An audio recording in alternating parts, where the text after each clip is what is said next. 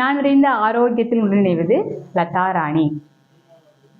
நான் உங்களுக்கு சொல்கிற ஒவ்வொரு உணவு குறிப்புகள், மருத்துவ குறிப்புகள் இது எல்லாமே பார்த்தீங்க அப்படின்னா, நான் எங்கேயோ கேட்டோ பார்த்துட்டோ எதுவுமே விட்ட சொல்கிறதில்ல. நான் இதை செஞ்சு அதன் மூலமாக ஒரு நல்ல பலன் அனுபவிச்சுட்டு அப்புறம்தான் உங்களுக்கு அதை பற்றி முழு விவரங்கள் உங்களுக்கு சொல்கிறேன்.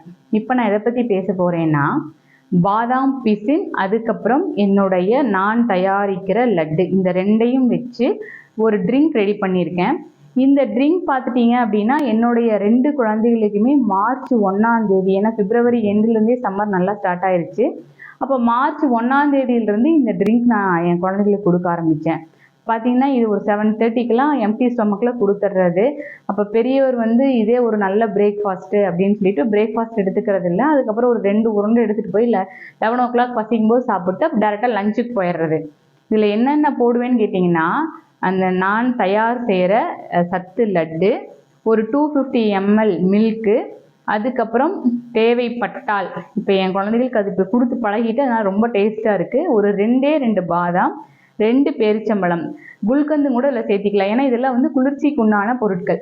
குல்கந்து, அதுக்கப்புறம் பாதாம் பிசின், இது எல்லாமே சேர்ந்து மிக்சியில் நல்லா ஒரு அடி அடிச்சுட்டு நம்ம டெய்லி எம்டி ஸ்டொமக்கில் குடிக்கும்போது நம்ம உடம்பு நல்ல குளுமை அடையுது.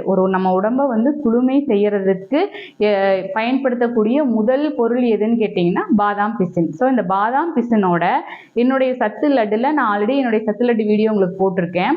அப்போ அத்தனை தானியங்களுக்கு கிட்டத்தட்ட ஒரு என்னுடைய 3 மாவுலேயுமே 25-30 வந்துடும். அதுக்கப்புறம் மற்ற தானியங்கள்லாம் சேர்த்திங்கன்னா ஒரு 42 - 45 தானியங்கள், அதனுடைய விதைகள் அதெல்லாம் சேர்த்து நம்ம டெய்லி காலையில் எடுத்துகிட்டு இருக்கும்போது நம்ம உடம்புக்கு நல்ல ஸ்ட்ரென்த்து கிடைக்கும், குளுமை கிடைக்கும்.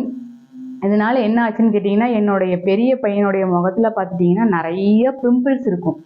பையன் நல்லா கலராக இருப்பான், ஆனால் அந்த பிம்பிள்ஸ்னால அந்த கலரெல்லாம் இதாகி கொஞ்சம் கருப்பு ஆக ஆரம்பிச்சிட்டான். இப்போது இந்த ஒரு 2 வீக்ஸ் முன்னாடி என் ஃப்ரெண்டு வீட்டுக்கு அவன் போனோன்னா, அந்த நிறையவதின்னு சொல்லுவேன் இல்லைங்களா, அந்த அக்காங்க வீட்டுக்கு அவன் போயிருக்கான். அப்போ அந்த அக்கா பார்த்துட்டு சொல்கிறாங்க, பெரியவன் நல்லா அழகாயிட்டான், கலர் ஆகிட்டான், நீ என்ன கொடுக்குற அப்படின்னு கேட்டோன்னே, டெய்லி எம்டி ஸ்டொமக்கில் இது கொடுத்துட்ருக்குறேங்க்கா அப்படின்னு சொன்னேன். ஸோ இதை பார்க்குறவங்க பாதாம் பிசின் ரொம்ப முக்கியம். அதே மாதிரி என்னுடைய சத்து லட்டு, இதை நான் தயார் செஞ்சதை உங்களுக்கு காமிச்சிருக்கிறேன். நீங்கள் முடிஞ்சவங்க இது தயார் செஞ்சு நீங்கள் அதே மாதிரி நீங்கள் டெய்லியும் குழந்தைகளுக்கு வெயிலில் சுற்றுற எல்லாருமே, நான் முதற்கொண்டு இது குடிச்சிட்டு தான் இருக்கேன். இதை எடுத்துகிட்டு வரும்போது நம்ம உடலுக்கு நல்ல குளுமை கிடைக்கும், நல்ல சத்து கிடைக்கும், ரொம்ப நேரம் நம்ம நல்லா ஒர்க் பண்ணலாம், நல்ல எனர்ஜியாக இருக்கும், நல்ல அழகும் கிடைக்கும். வாங்க நான் என் வீட்டில் அதை எப்படி செய்யறேன்னு உங்களுக்கு காமிக்கிறேன். இது பாதாம் பிசின்ங்க. இது நான் தயார் செஞ்ச சத்து லட்டு.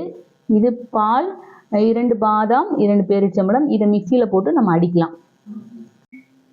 பார்த்தீங்கன்னா இந்த சத்து லட்டு இருக்கு இல்லைங்களா, இது நல்லா கொஞ்சம் பொடிச்சு போட்டோம்னா நம்ம நல்லா நைஸாக அரைச்சிரும்.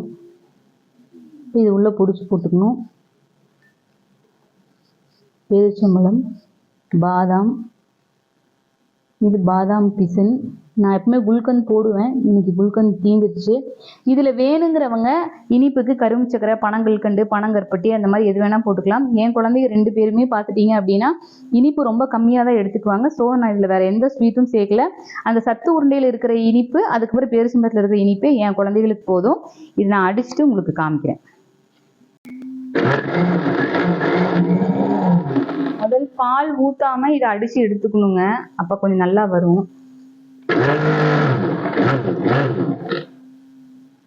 அப்புறம் பால் ஊற்றி அப்புறம் அடிச்சுக்கலாம்.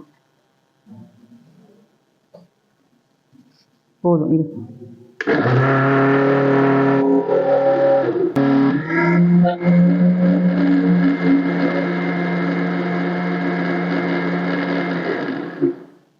ஓகே பாருங்க, நல்லா அடிச்சு வந்துடுச்சு. இதை நான் அந்த குடிக்கிற அந்த ஜாருக்கு மாற்றிட்டு உங்களுக்கு நான் காமிக்கிறேன்.